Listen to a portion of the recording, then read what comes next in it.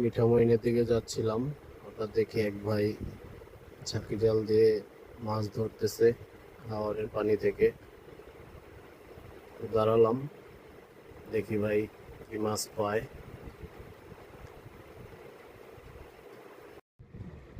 ভাই আল্লাহর নাম নিয়ে মাইরেন, বিসমিল্লাহ বইলা নিয়েন, ইনশাল্লাহ পাবেন।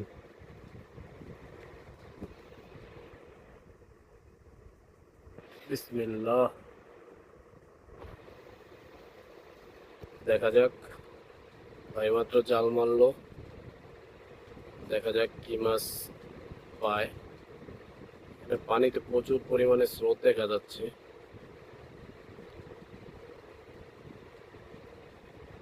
হাওরের টাটকা মাছ, ছোট মাছ।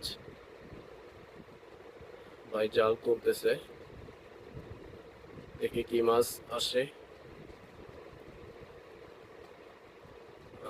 মনে হয় না, হয়তো ছোট মাছ আছে, কিছু গোড়া মাছ দেখা যাচ্ছে।